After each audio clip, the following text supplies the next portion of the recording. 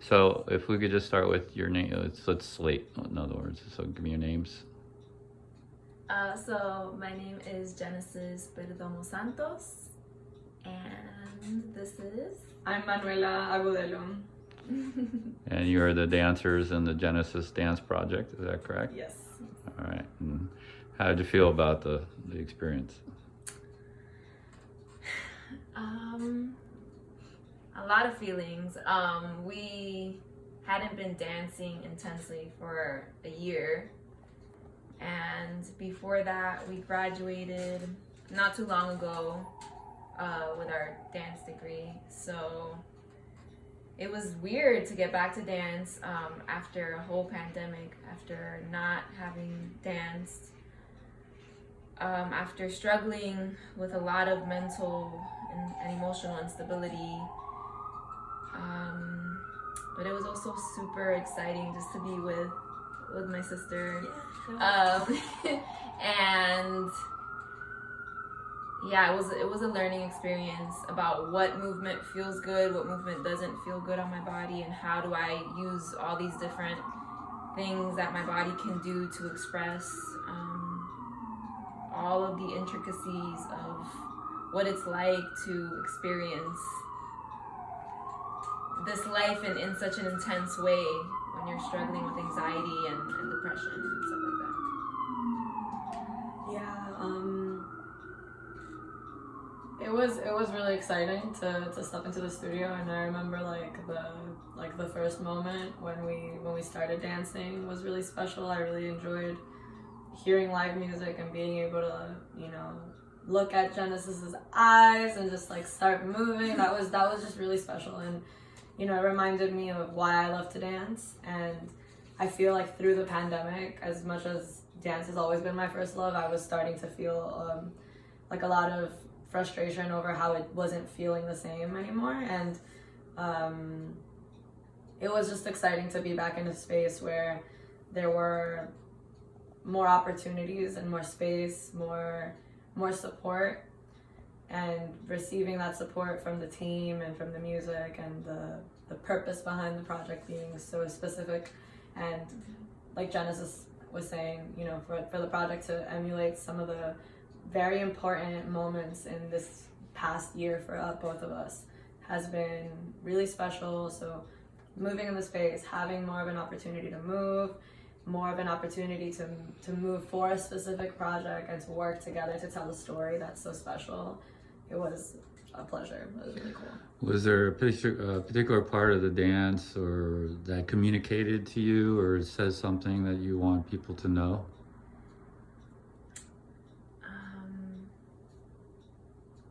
Give me a moment while I think about that. I can jump in. Yeah, go ahead. So for me, because I just recently started therapy, I just recently started this journey of really acknowledging what's going on with my mental health, and then really going about actually supporting myself and getting the resources that I need in order to get better.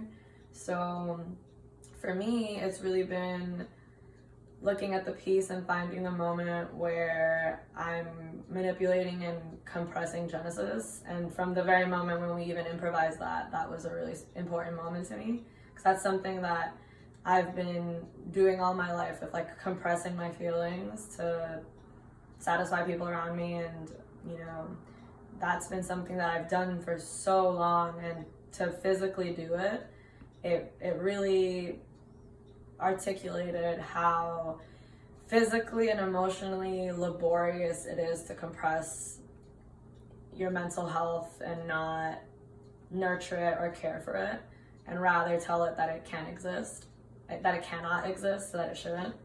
So that was really difficult for me to do that emotionally, but it was really powerful to see it physically manifested. And also just through the transcourse of the compressing and the making the thing smaller, there's also a moment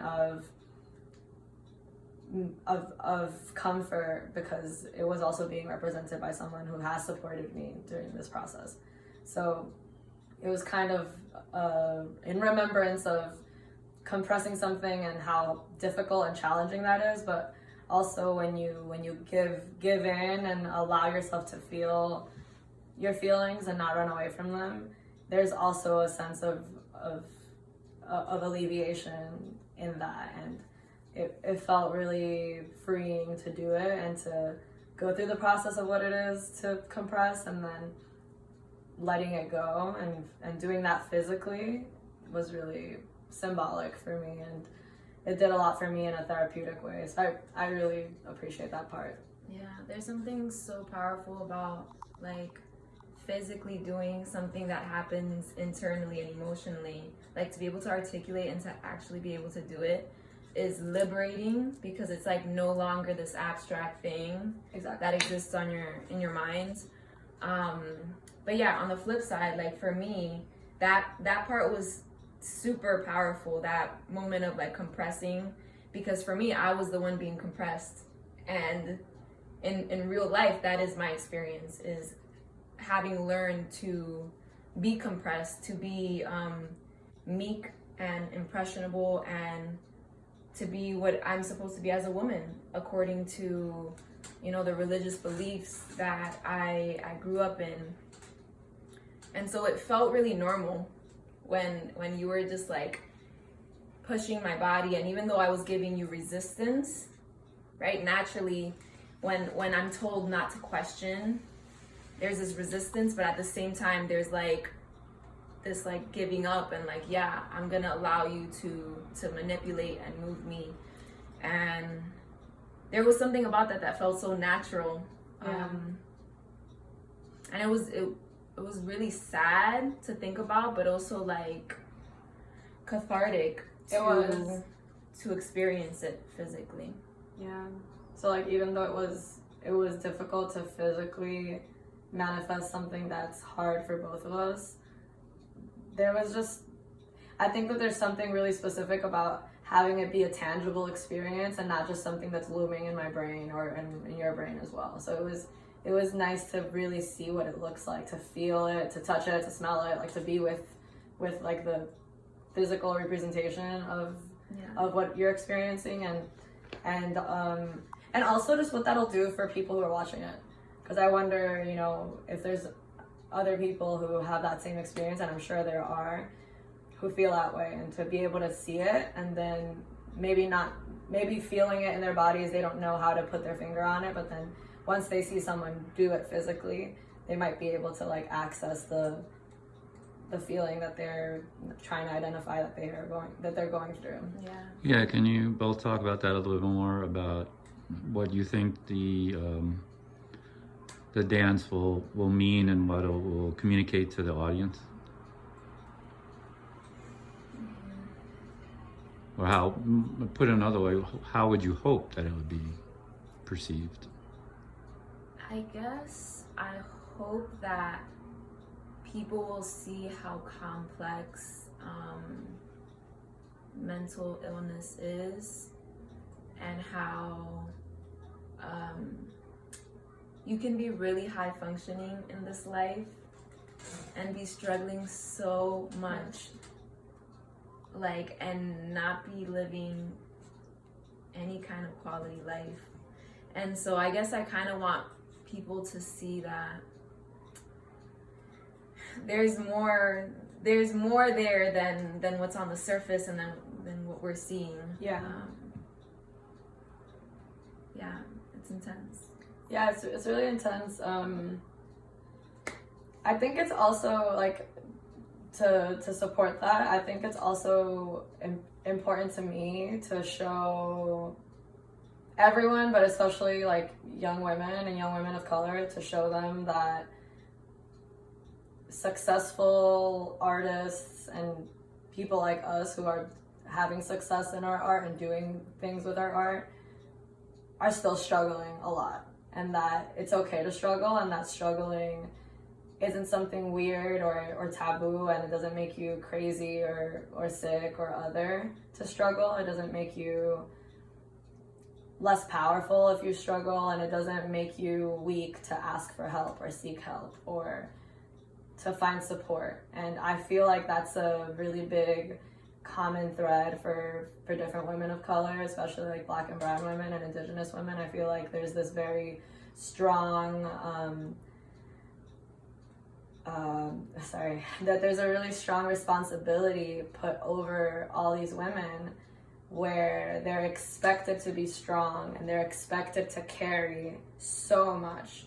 They're expected to carry everything, and somehow there's still some misogynistic notion that women are weak, and I think that that's crazy, because we're expected to carry everything, in family responsibilities and shame, and then on top of all of it, on top of all the literal responsibilities of surviving in a world that wasn't built for us to succeed, we also have to carry our mental health and carry it by ourselves, and be told, like, you just have to be strong and move forward because there's no time or money, or, you know, there's no time for that. You just have to be strong and move on. And that's something I've always heard, and in my life, I've heard a lot being told to me, like, just be strong and move forward.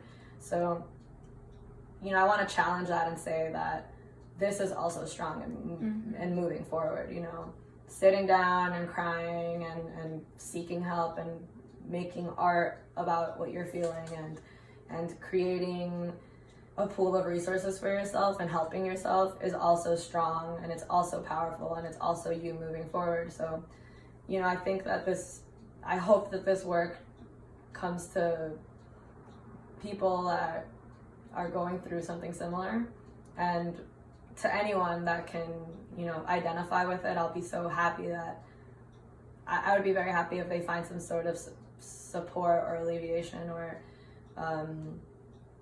you know, if they feel I hope they feel comforted by it, and I also hope that they feel like it's that it's cathartic, and that it might be really triggering too, you know, but I feel like those things are also a necessary part of a healing process. But above all, I just really hope that there's, like, I think of like little Genesis and little Manuela, and like how, you know, we were little girls filled with dreams, and we come from communities that maybe don't normally see success with art, or want to necessarily uplift young women in art, and again, like, restrict that. So I hope that there's other little girls like us that we can inspire with this, and let them know that struggling doesn't make you weak, and that there's definitely a world of sunshine and beauty and success despite the storm that you might have inside, and that it's okay to have that it's not gonna impair you and stop you from achieving the goal that you have. Yeah. So it takes a lot of courage to be a dancer, and how did you get the courage to do this project? Where did it come from? That's a big question. The courage to be a dancer. I don't know. I really do feel like this is my life's calling. So the moment I realized, like, this is what I'm gonna do, I just show up every day. I show up to take care of my body, to work out, to take my classes. I show up even when I hate dance. Yes. I show up because I know that this is what I'm meant to do. This is just something that is a part of me. This is something that's gonna not only service me, but service the people around me. Exactly. So the courage, I know that I find joy in it, and even when it's stressful, because of all the judgment that self-judgment, and also like from everywhere around us, when it comes to dance and learning how to make your body look like something desirable, or movement that is desirable to the human eye. I forgot where I was going with this.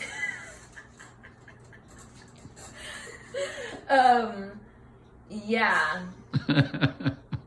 Yeah. I'm here. I get it. Even though I'm struggling with finding like my own sense of beauty and my own power within it, I show up every day because I know it matters, and I know that it's something that I enjoy. I know that it's it speaks in a way that words don't speak. You see, I get lost in my words very easily, very quickly, because I feel like I have like 1,000 thoughts coming at me all at once. And I struggle with social anxiety. I struggle with so many different things that impair me from being able to communicate as efficiently as I would like to. Mm-hmm. But with dance, it's beyond words. It's something that people can feel. And that's so powerful. Yeah, that's beautifully said. Yeah, that's totally good. What was the question? What was the question? I do not know what the question was. The question was, how do you find the courage to dance? And there was a second part to that question, which I can't remember exactly. How, and the courage to do this piece specifically. Oh, okay. Same. Okay. How do I find the courage to dance? Oh my God. I want to just straight up say, like, I feel like I feel like a lot of my faith in God and like the peace that I have, that like that I can manifest God's love through dance, and that love is something I can transmit to people through my movement, and that peace and acceptance and protection that I feel, I want that to be for every human being, all human beings, and I want that to be something that I can do through dance. And I know that the courage that I get to dance comes from my ancestors, that it comes from learning that dance isn't just for, you know, non-disabled white bodies, that dance was and is a form of resistance for the people that came before us, and that especially like the form of dance that we get inspired by the most is all this movement that, you know, wasn't even allowed at some point, that was called illegal. demonic. It was called demonic, it was illegal, it was all these things, but somehow it was still the dancing that liberated people, and not like metaphorically but literally. And I think that's where I get the courage to dance. And you were tapping into kind of like, oh, like how scary it is to move and to accept that you don't necessarily look like the picture perfect, like alabaster ballerina, plastic dancer that's at like concert dance, and that's what we were told was supposed to be dance. Mm-hmm. And we had to like work on a process of decolonizing our mind and our movement practice to have the courage to move the way that our ancestors moved, and to have the courage to move the way that we are called to move right now, and that it doesn't have to look like what we were told dance was supposed to look like. That dancing is the movement of your body, and however your body moves and however your heart dances is acceptable. Yeah. And that courage, I was so scared to dance. And like, yeah, like there were moments when I hated dance because I was like, I'm never gonna make it. I'm never gonna be a dancer. Being a dancer means looking like that thing that they keep putting up on this pedestal that, you know, isn't me. Then I'm never gonna make it. And it kept being this reoccurring fear. And I feel like once I started tapping into the history of my community and to my people and what dancing meant to my ancestors, I felt so liberated, and I was like, wow, like this was really what they did to free themselves, and I'm doing the same thing they did to free themselves. And I'm, you know, they were resisting their oppressors with movement. They were dancing with shackles on their ankles, and were dancing and freeing themselves, and were, you know, reclaiming their joy. And I'm doing the same thing. So I may be, you know, feeling restricted by, you know, so many isms and so many institutions that don't want women like us to win, but I'm using this movement and the same dance and the same, you know, the same dance of joy with my body that my ancestors used, so that I could still find that same freedom. And I think that's where my courage comes from. Like, it really comes from that, and from like really reminding myself that that this is a necessary thing because it frees me, and that if it freed them, it can free me and it can free other people.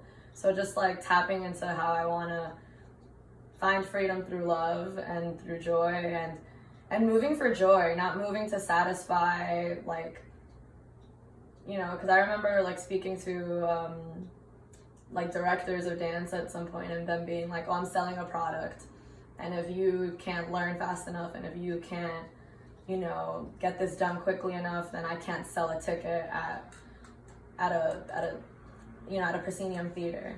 And if I can't sell a ticket at that proscenium theater, then that doesn't work. And it's like, you're commodifying my body and my dancing, and you're making it a capitalist product, and it's no longer about freedom, and it's no longer about joy. It's about you selling a ticket and making money. And that, you know, not that dancers shouldn't make money, or that dance doesn't deserve to be compensated, but it's not about like compensating dance. It's about, you know, making dance transactional, and making love transactional, and making something that's so important, and that is so it's personal, and it's spiritual, and it's historical, and it's a sacred thing.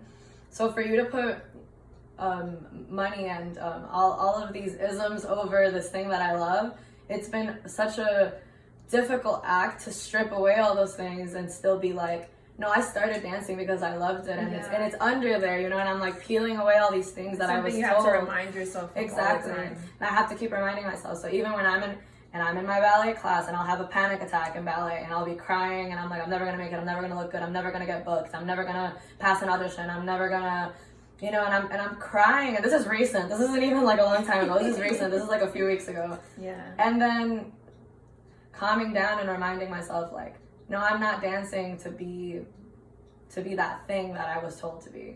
I'm dancing to free myself. I'm dancing to tell my people's story. I'm dancing. So different. I'm dancing because it is my purpose in life, and because it's my duty to tell my story, and reminding myself that it is a disservice to other people, and to young people, and to kids. It's a disservice to them for me not to share my gift, and for you not to share your gift, and for anyone not to share their gift. And if I don't do that, I'm gonna be cheating somebody out of liberating themselves. Like, that's how I think of it. I'm like, if I don't share this story, if I don't make this work, if I don't move the way that my body is naturally moving, and if I keep stopping myself because someone said that I couldn't, or that I shouldn't, or that I won't make it, then those are shackles on my feet, and I don't want to break them. So I feel like my courage really comes from that, from thinking of finding freedom through the movement, finding freedom through the movement, and just not allowing everything that's compressing you to win. And I know that that's a daily struggle, and it's so physical, but it's necessary, and we're here to do that. And if we don't find the courage to do it, if we don't, know who's gonna do it, that's really the question. Like, who's gonna do this labor? And it's also like, if our people before us did so much of the labor, and we stop it, we're stopping a tradition, we're stopping a sacred tradition. It's almost like a ritual, right? It's like you're freeing yourself of what, and if you don't do it, then the future generations are going to be constrained, and they're not going to have that same freedom that my ancestors were fighting for. Our ancestors were fighting for this freedom. So how are we going to undo what they did? No, we have to keep on doing it. So yeah. That was a long ass answer, but that was beautifully said though. Yeah. Well, I want to thank you guys so much for being a part of this, and doing this dance, and being brave and courageous to bring this to the world, and to share your gifts and your stories. So I really do appreciate it. Thank you. Any last words? I kind of had another thought. I mean, I guess this is, well... No, go for it. I don't know. I was just thinking about how, like, being able to move and, like, use my body to tell my story is so powerful for me, because growing up in such a fundamentalist religious environment, there were so many limitations and so many boxes of what we are as humans. We are our body is not even a part of us in that equation. We are the spirit that's just stuck in this body. But when I dance and I move, I acknowledge that this is the body that I have, and this is the vessel that I use, and that to completely ignore it is just not helpful for me in liberating myself. And Exactly.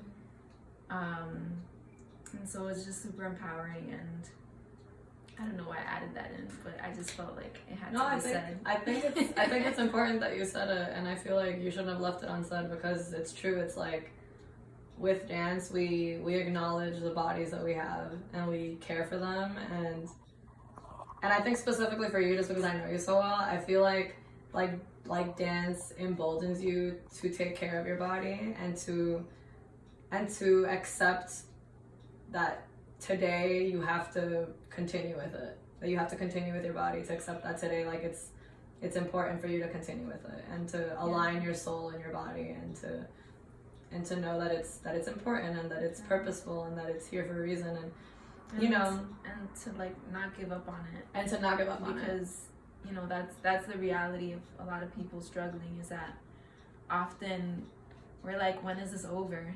Yeah. Like, when does the suffering end? And you know, and you attach that to the physical body a lot, you know. Yeah.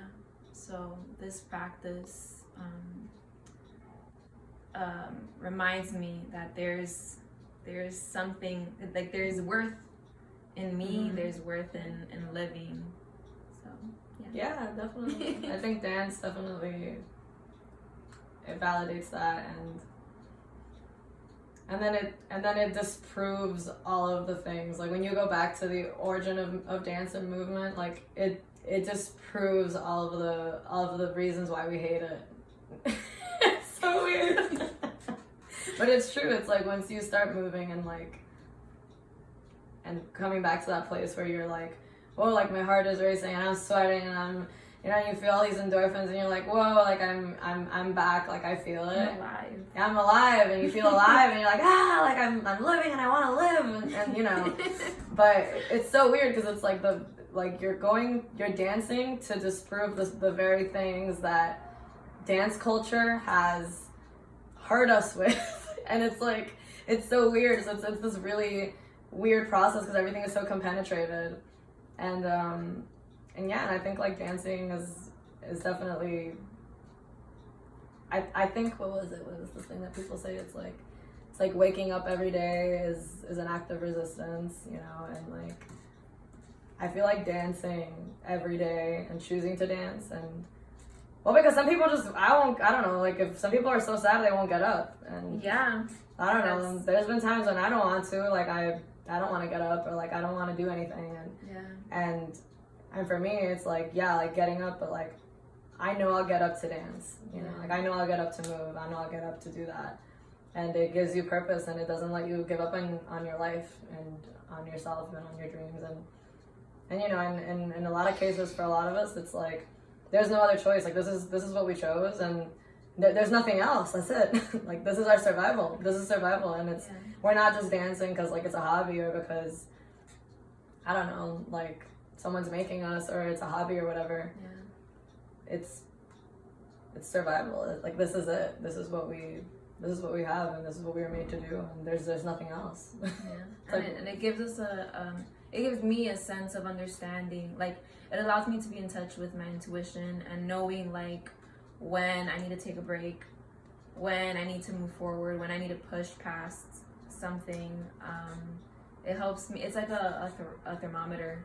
So it really allows me to be in touch with how I feel on a deeper level than just like my physical body. Just so powerful and beautiful. Yeah, it's really beautiful. You're really beautiful. You're so beautiful. I'm so proud of you. I'm so proud of you. Thank you for doing this project with me. Of course, thank you. Oh my God.